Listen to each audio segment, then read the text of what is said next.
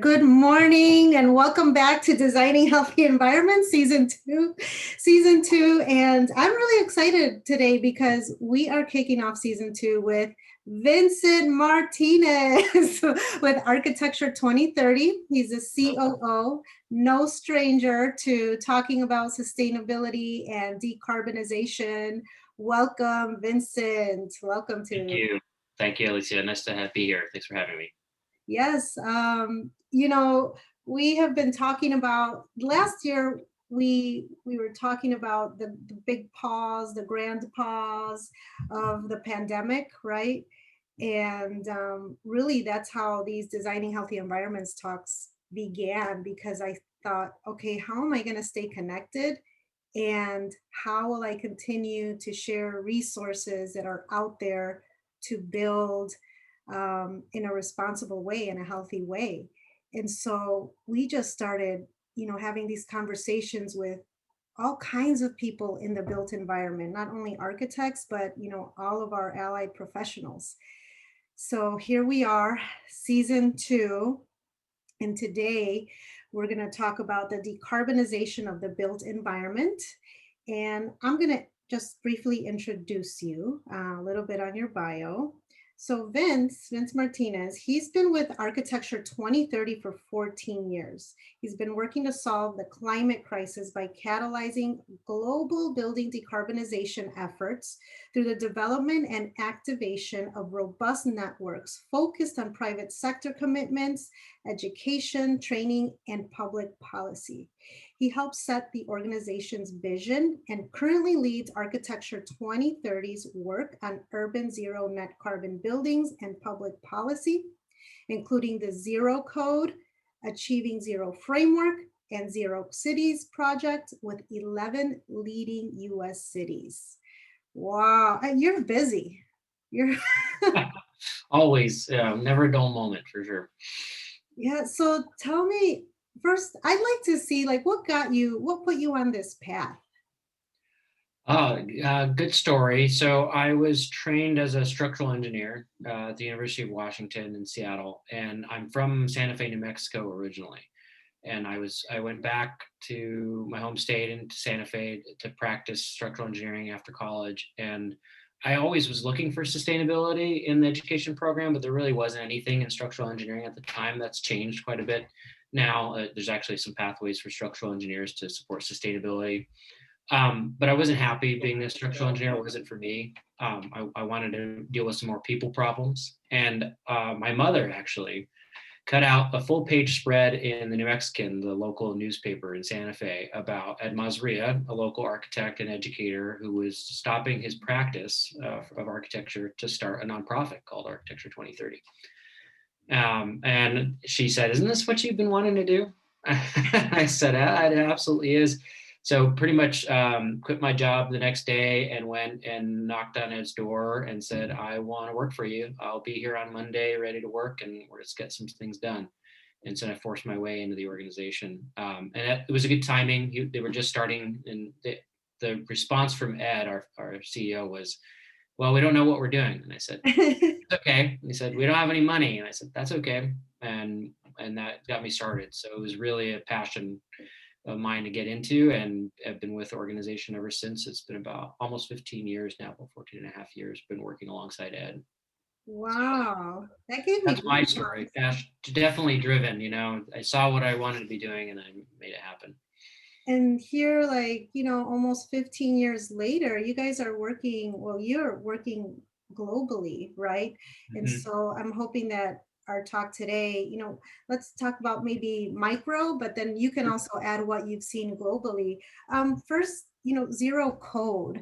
Can you talk a little about what you guys are doing in Zero Code?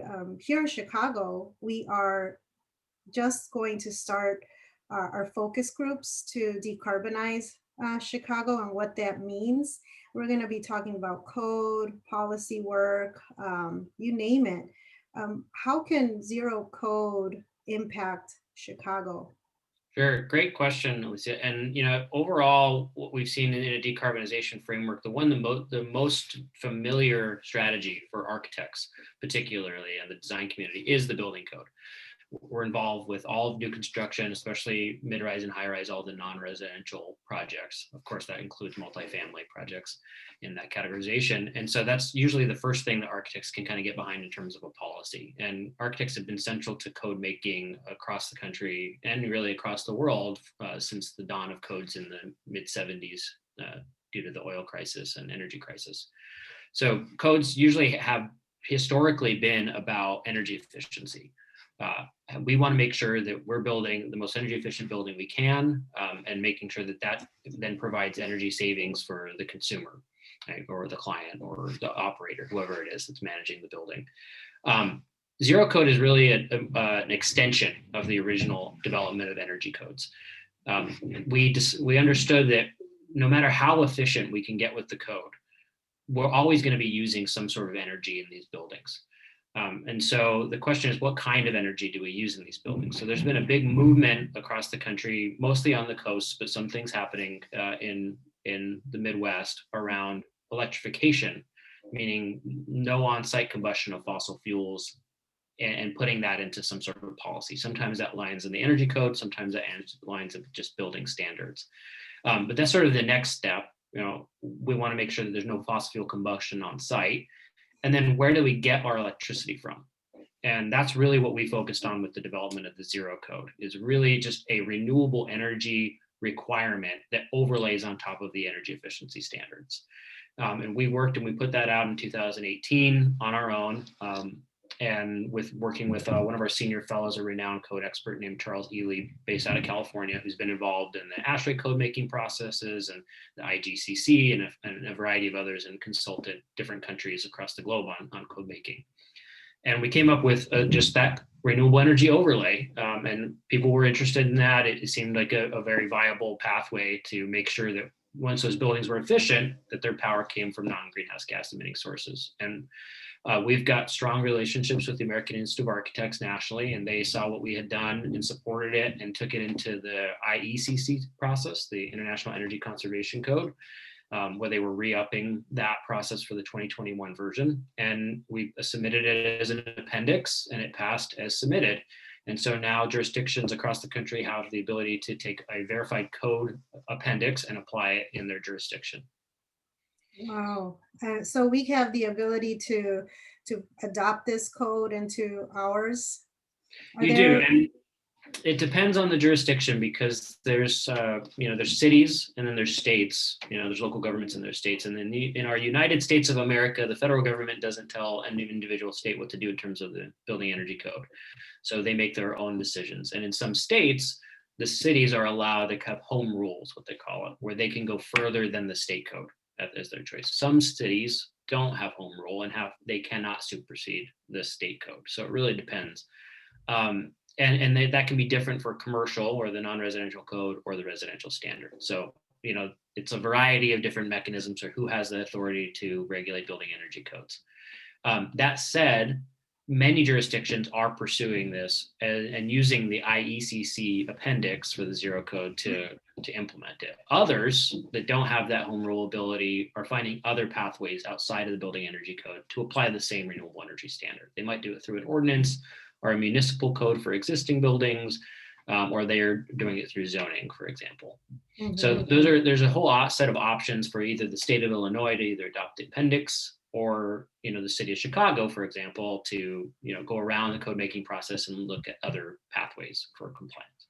Yeah, this is great, as we're going into talks with the city and holding focus groups with various organizations. For example, there's an affordable housing focus group. We have our sustainability professionals, architects, our design professionals.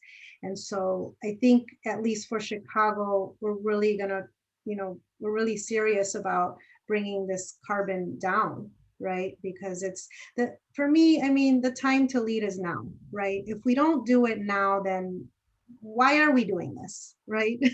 Mm-hmm.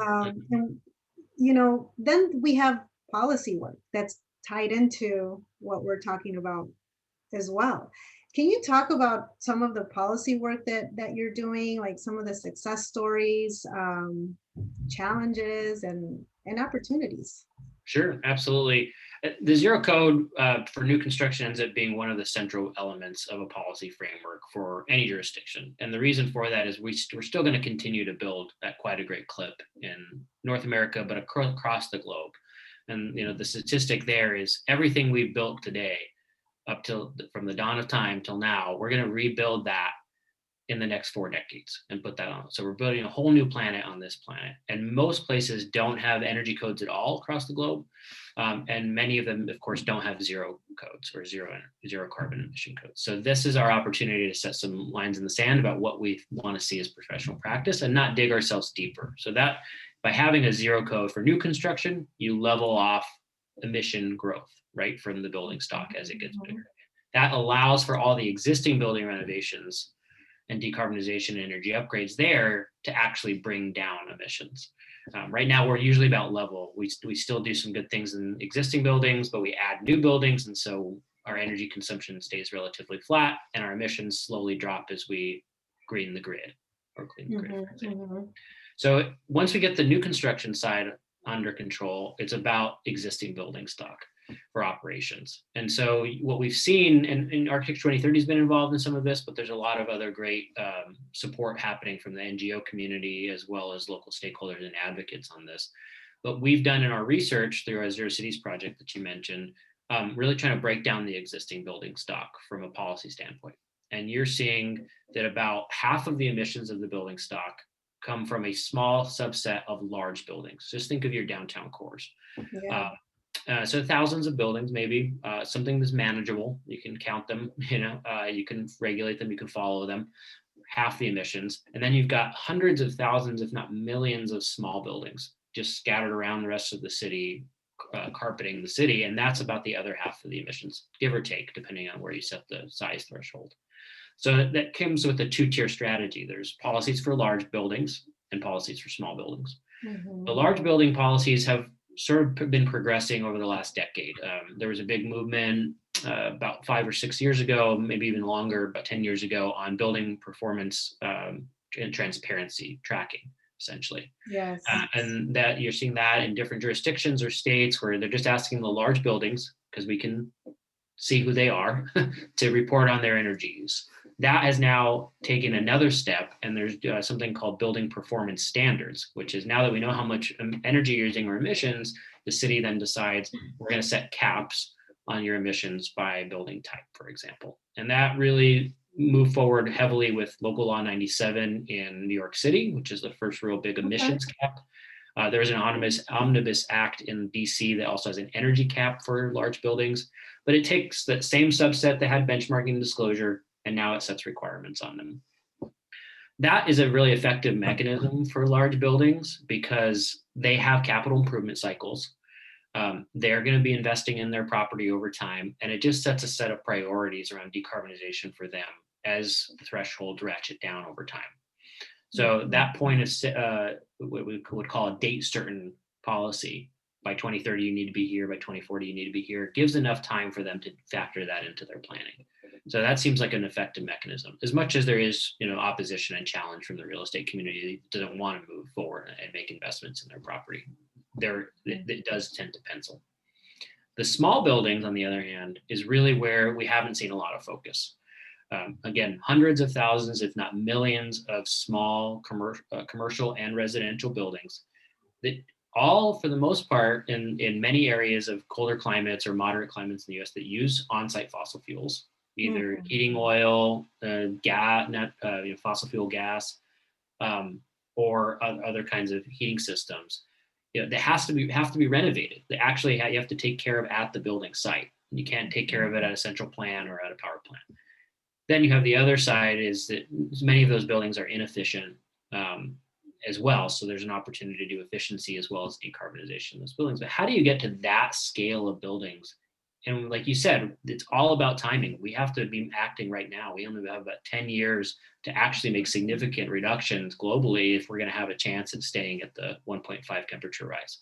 So making policies now that use building intervention points, natural cycles of when those buildings are renovated or have financing associated with them to make those improvements is the only way we're going to touch all of those buildings over the next decade. or 2 decades or 3 decades to align with the climate reduction goals. So we've introduced topics about building sector intervention points, and these are things like equipment replacement. Right? When this is how we phased out incandescent light bulbs, you just don't buy them anymore. You just can't find them at your local hardware store. Instead, now we're buying LEDs, and that takes time, but it phases out over time. Eventually, there's a lifetime span of your water heater or your furnace or the boiler, and you just replace it with an electric one, and you do some efficiency upgrades at the same time while you're making those improvements. That's a viable procurement. Also, where do you purchase, or what are you purchasing? That's right. And there's a lot of power in the procurement of government agencies to get to that level of scale to say these are the types of programs we're going to buy. And LED light bulbs is certainly one of those. The other big intervention point that we've been talking about and done a lot of analysis on is the point of sale. So small buildings sell much faster turnover than large buildings. There's also a tracking mechanism. The realtors are involved. There's title and escrow and all of these things that we track how often buildings are sold. And the really important mechanism is there's 2 things that happen when a building is sold. Either somebody is getting it ready for sale and they're upgrading it so that they can get more value on it, or usually the new person that buys it does some sort of upgrade. So it's a natural cycle. There's also usually not somebody in the building during that sale because there's different tenants, unless it's like a rental property, which we'll talk about that in a second. But that's a natural cycle in which it's vacant to do improvements. There's people are already doing some sort of improvement, and then there's money involved. There's some sort of transaction, and it usually happens. We have low interest rate mortgages in this country, and we have an ability to tack on energy and decarbonization improvements in the property into that mortgage and take that cost out for 30 years at a low interest rate. So the point of sale concept is really starting to catch on as a potential mechanism. And it's been around for a while. We actually had these kind of policies called RECOs and SECOs, Residential Energy Conservation Ordinances, and commercial. Sounds like a cartoon waiting it to does, doesn't RECOs it? And SECOs. And they were around in the 90s, and they were bipartisan supported.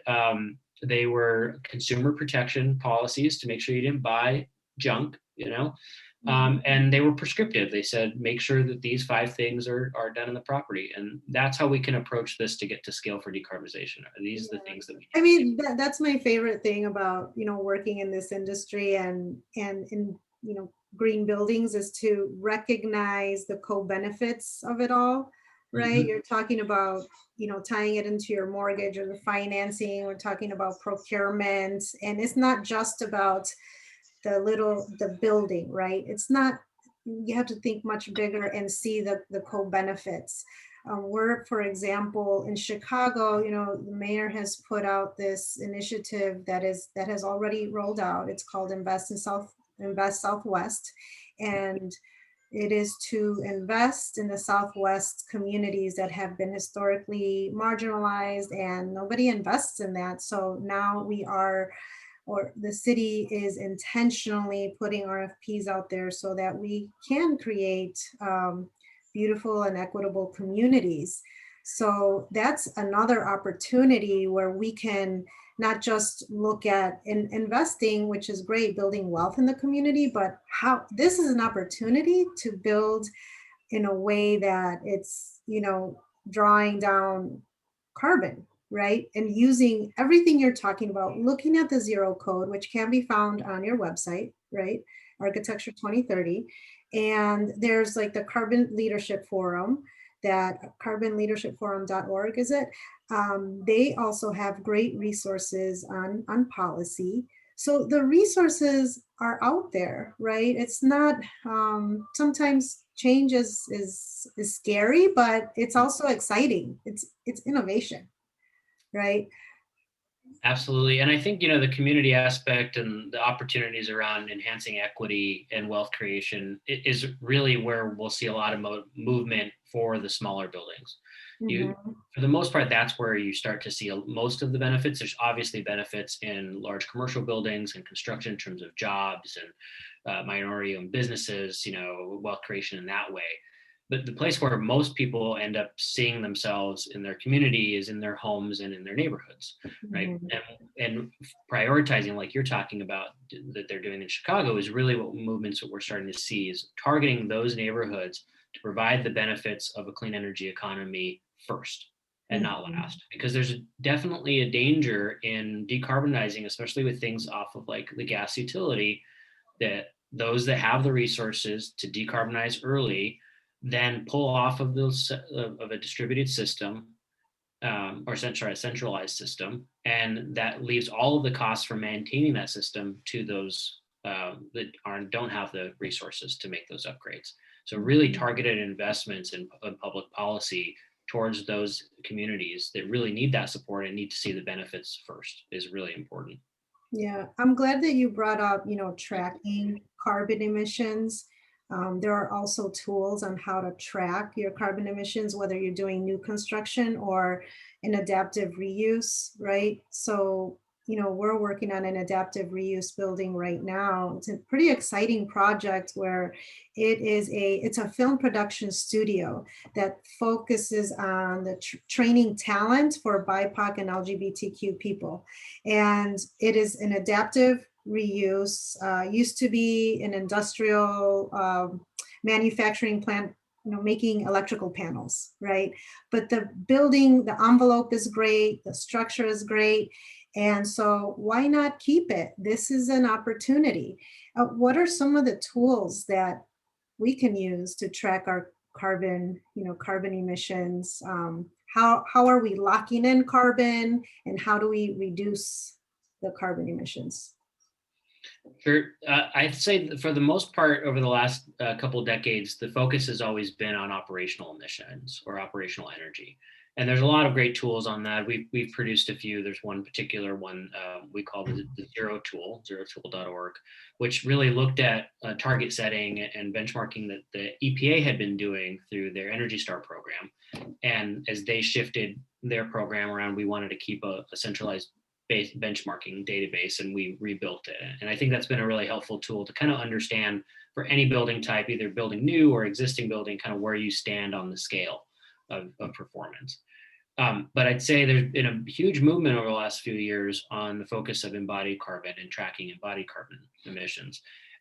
And adaptive reuse that you mentioned is kind of the best solution across all of those together, which is really exciting, and including community priorities like you're bringing up, is that we're not tearing down and demolishing and putting into landfill existing embodied carbon that we put up in our building stock that will then emit.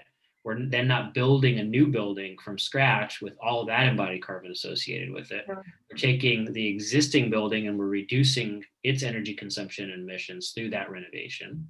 And then we're providing a valuable space for the community and keeping community integrity. So, I can't say that enough about those kinds of projects. I think that they meet all of everything that we would want to do all at once. It's not to say that you can't build a good new building, or that some buildings maybe have life safety issues that should be torn down. It's just saying this is a win-win-win solution set if it's possible. Yeah, and then it's just incorporating the technology of today, right? Then renewable energy and everything that we can bring, right? And what comes to mind is the carbon smart palette that you guys also have. So now we have this great corn shell. How do we begin to fill it and not keep those emissions down, right? Right. Yeah, what we found in our research is we wanted to focus on where the high impact materials were. Where was the most embodied carbon coming from a few subset of materials? Because you think, as a designer, how often does somebody come knock on your door wanting to do a lunch and learn back before COVID to tell you about all of their products, and you've got a whole materials library probably taking up half of your office. Materials everywhere, from base coats, wall paints, baseboards, roofing materials, sheeting, everything, like millions and millions of materials. What's the relative embodied carbon impact of all of those materials, and how do we then target and spend our time, right? Should we spend our time talking about every little piece, or are there big pieces we should be dealing with first, just like we do with energy consumption? And what we found is, for new construction in particular, the majority of the materials, as you would expect, are the structure and substructure. So it's steel, it's concrete, it's the wood framing, it's the foundation, and then it's the insulation, the drywall, and then the finishes, and they kind of go down. You can create by.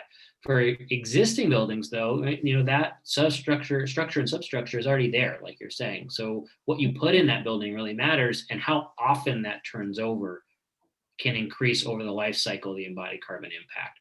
Are you putting in some sort of finish that you're going to have to strip out every TI, and then that you have to add that back up again and add it up again and add it up again? Or is this the way that you've designed that structure and those finishes, they're going to last, right? The durability of those materials. So certainly, looking at the embodied carbon impacts over time is really important, but also the time value of carbon, understanding that what we do now will really affect the climate, again, that 10-year period. So, maybe there's something that would have to be redone here in 30 or 40 years. You certainly want to think about that. But we might have different solutions in 30, 40 years, right? So we need to really think about not making big, high impact material choices now that we can't take back. These are not things like operational emissions. We can just change them over time or reduce energy consumption. Once we take all of the emissions associated with creating these products, it's in the atmosphere, and we have to look at drawdown or sequestration to pull it out. So embodied carbon ends up actually having a lot more significant time value than operational emissions. Mm-hmm. I always like to ask, what are the challenges in your job? Like, what do you come up with that just drives you nuts, and you're gonna say, I'm gonna figure this out? What are you working on now? Yeah, there's a few challenges for sure. I think it depends on the topic. I'd say in terms of policy and working with policymakers, there's a movement of replication, which is great. I mean, that's how you spread and scale things. And so this movement around building performance standards for large existing buildings that I mentioned started really in New York and DC. Now it's in Boston and San Francisco and all these places. That's a really good policy. That is relatively straightforward. And so easier to do. We think of it as kind of the low-hanging fruit piece, although it is challenging. I'm not saying that it's easy, you just turn a switch. But the playbook is there. New construction, I think the playbook is there with zero code and other new construction electrification initiatives going on and policies. It's the smaller existing building stock that we talked about, the hundreds of thousands of millions of existing buildings that most policymakers put off, and they put it off because it's hard. But what I think is not understood is the longer we wait to address that sector, the harder and harder it will be, because time is getting crunched and our emissions caps are smaller and smaller. So if we don't start on those now, I think we're really sunk. And so that's one of the challenges, is really drawing attention to that sector. And it really, as we talked about earlier, it's an opportunity if it's done well. So that's on one side. I think there's also some challenges in trying to understand if the actions that we have will have the impact that we want. And how do we put pressure on material manufacturers and large industries that have historically produced the materials that we've had today? And how do we as designers actually leverage manufacturing? So, we talk about steel and concrete, for example. Huge major industries across the globe. Each of them are responsible for about 10% of global carbon emissions by sector, controlled by large interests. They're making movement. They're moving from a supply side of the thing, but what can the demand side do to accelerate their movement in the supply side? And what kind of things do designers need to do in order to shift that? And I think there's a challenge, because as much as we want to do things like optimizing material choices, specifying different materials, there's sort of this question of, do we actually get back down to the manufacturing plant? Can we, if we want low carbon steel, how do we get it? And will it make a difference in the global supply chain? So, these are the challenges I think that are really ahead of us in embodied carbon, is to connect the demand side solutions with supply side solutions through these integrations. And that's true for any of the impact materials. Well, it sounds like you have your work cut out. Well, we're here. I'd say it's not just us. There's so many leaders in this field working on these solutions, and I feel hopeful that we'll find pathways to move forward. I think that probably the other major challenge is just to make sure that the industry really understands climate science and what needs to be done by when. That's the other major challenge from a global standpoint, is that the IPCC puts out all the climate reports, Mhm. is they keep a lot of the old numbers up on their websites. So when we went through the Paris Agreement, 5 years ago, the target then was we need to have cut our emissions in half by 2030 and phase out all emissions by 2050 in the building sector or in these subsectors. And that was unified. We kind of got the whole building sector around those targets back 5 years ago. The problem is that we haven't made the reductions we needed in these last 5 years to make those targets still viable to stay at a 1.5 temperature rise. And Mhm. so we have a lot of organizations that still talk about those targets, 50% by 2030 and zero by 2050. The targets for the current carbon budget to stay at 1.5 are really 65%, 50 to 65% reduction by 2030 and a phase out by 2040. The date has moved up a full 10 years. And yet we still talk about the 2050. And that's dangerous because when we talk about something that far off, we Yeah. don't have the urgency to act right now to reach those targets. We save it for later. And this is one of the challenges that we've been working on Architecture 2030 to unite our industry around the true science-based targets and the carbon budget to stay at 1.5. Yeah, the time to lead is now. And so we're doing our best here in Chicago with the Chicago Carbon Forum as well. And then I can't wait. We're gonna start these focus groups, and we have a really good group here in Chicago. So and we've seen you speak several times here, and one day you'll come back, or we'll go to the next. Who knows what's going to happen in the future world of conferences, right? Mm-hmm. I bet you were traveling. Like, how much were you traveling before we were on lockdown? I would usually do an in-person speaking event maybe once a month. Okay. And Ed, our CEO, about the same. But I actually think we've been able to reach more people now during the pandemic because more of these conferences are going online. We have more time where we don't have to spend days on the road and Yeah. then coming back, and we can reach. These conferences can be larger and more frequent. So I'm hopeful that this will accelerate our progress by being able to communicate faster than we have had in the past with these sort of in-person events. I think we're never going to go away from those. I think everybody craves that, of course. Yeah, I mean, yeah, we'll Standpoint. see once the doors open what happens, but Yep. everybody feels a little bit safer. But it definitely has given us time to reflect and plan and prepare to lead, right? Mm-hmm. Um, well, Vince, thank you so much for this conversation. And I think that, maybe in the fall we'll have you back to see where we're all at. I hope that you are available. And lastly, what are you reading? What is it? What do you recommend for reading material? I always ask that. I'm curious what people are reading to stay inspired, or what moves you. Well, I recently read N.K. Jemison's Broken Earth trilogy, which is science fiction based, and it's got some climate aspects to it with Is the that a shift. cli-fi kind of a book? In a way, it's sort of different than that, but it was inspiring and interesting. But in terms of, I've been reading a lot more about equity and race relations. I think really trying to come at our work differently and work from community priorities and working at the speed of trust with communities is really Mhm. what's going to scale these solution sets.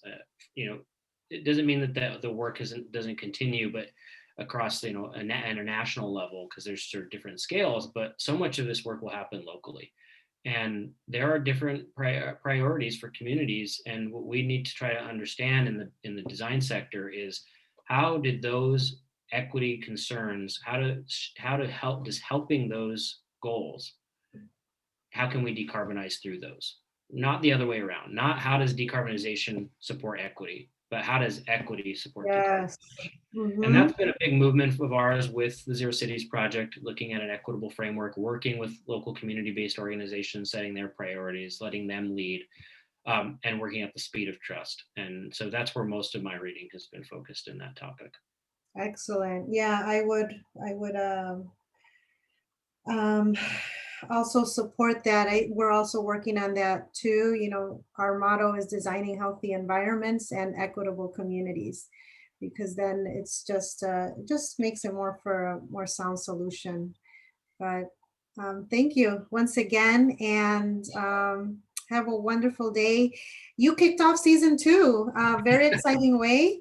And next week we have Natalia Lever. She's a branch manager at the Climate Reality Project. So please join us, whoever's watching. This talk will live on YouTube. Vince has a lot of talks on YouTube. You didn't know that, but I was like, oh my God, you know, if you want to learn about carbon, you know, decarbonization in the zero code, just Google his name on YouTube and you will learn a lot. Yeah, you'll also find my band in Seattle, actually. Your band? You have a band? I do. Vince Martinez and the Great Blue Yonder. Oh, okay. All right. Next time I'm in That is Seattle. me. That is me. If you see that on YouTube, that's me too. All right. Okay. Thank you. Have a great day.